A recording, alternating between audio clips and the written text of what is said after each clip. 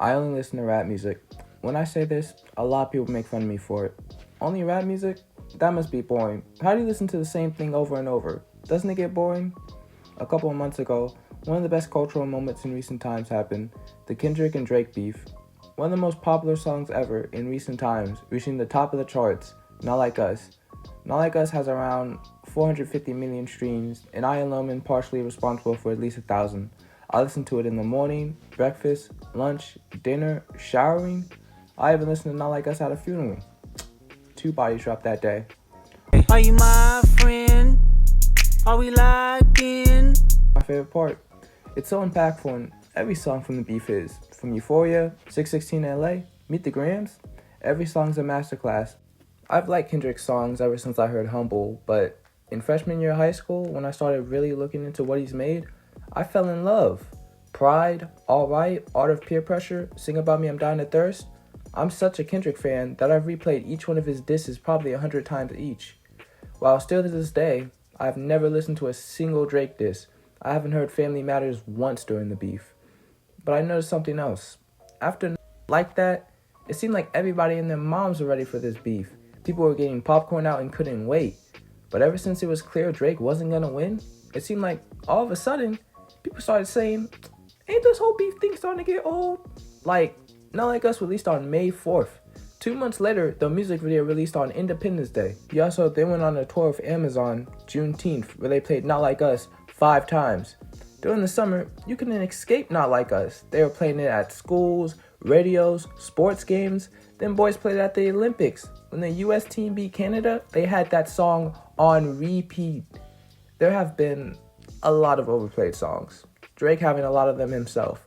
But there's a difference between an overplayed song and a great song. Not Like Us is a great song. Overplayed, I overplayed that song for a month, 2 months straight, and I didn't get tired once. It seems like at the height of the beef, a lot of people were tuning in, but not because they were rap fans, they just wanted to be there for the next big thing. I am in no way some grand protector of rap music. I think it was great seeing everyone make sense of the whole thing. But man, it seems like more than ever, more and more people are listening and tuning in without really being a fan. Tyler, the Creator, made a great point when he said, this white kid, regular, like, Caucasian man, and he's, like, mocking Future and Gucci Mane, like, rap music. And, like, people are like, this shit hard. It's not even, like, satire. It's like, I'm just joking, I'm just mocking it. But I'm like, no, you can't do. And I hold rap music so close to my heart, because this shit changed my life and everyone's life around me, and I'm a nerd about this shit. This is, like, weird. And I'm looking at it, and something about it, like, don't even sit well with me in comparison to someone like a Mac Miller or Eminem, who it didn't seem like they was mocking it. They had a genuine love for it, and they were still just being, rappers like Ian, while I don't have anything against them, are the perfect example of current rap music and the state of it. Rap music started off as an art form. Much like jazz music, it was created in the hearts of Black America. While most people listened to blues and jazz and music that told them life was sunshine and rainbows, rap music stood out. Much like hardcore rock back in the day, it served as a counter to more popular styles.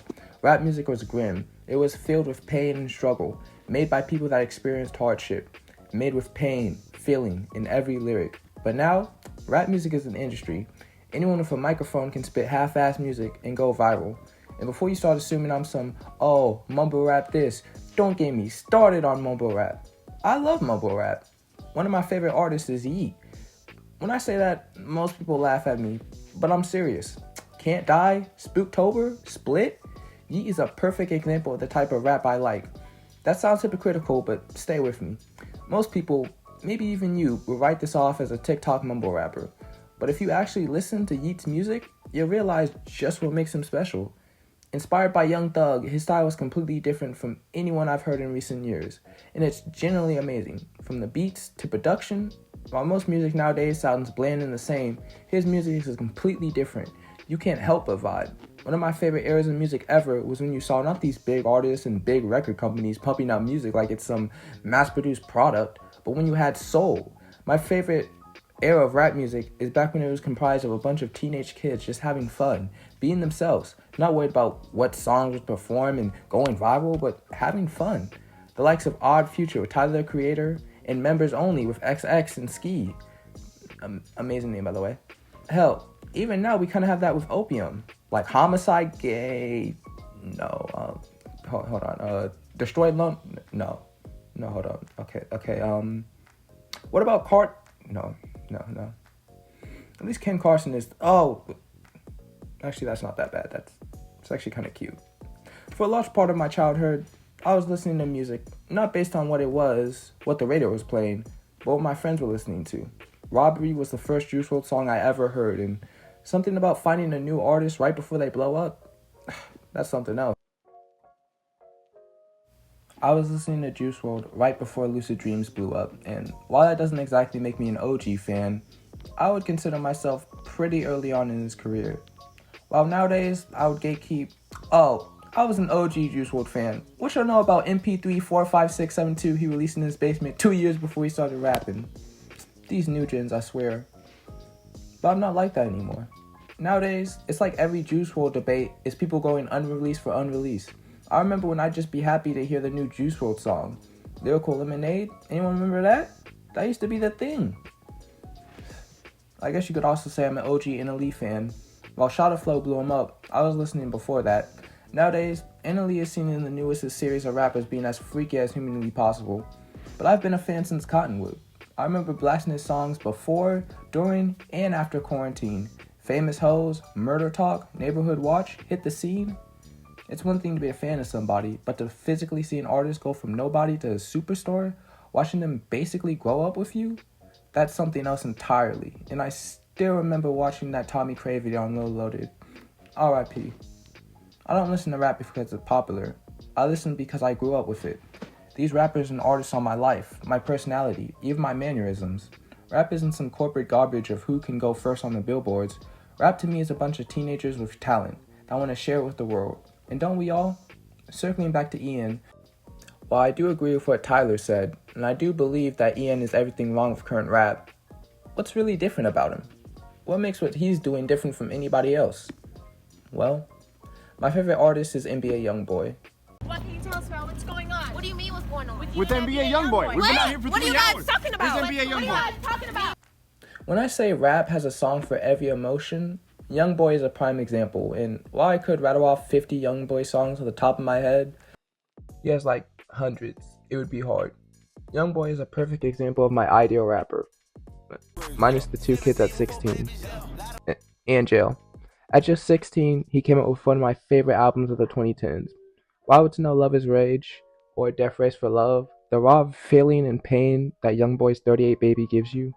This was easily my favorite album for years, and while there are certainly better YoungBoy ones out there, this album just emanates that teen from a bad place trying to make a change.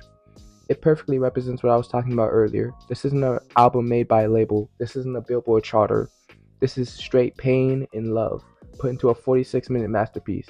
This album just has that. This song was recorded in someone's homemade studio vibe, and I love it. YoungBoy has so many albums and songs, but this album is just so raw.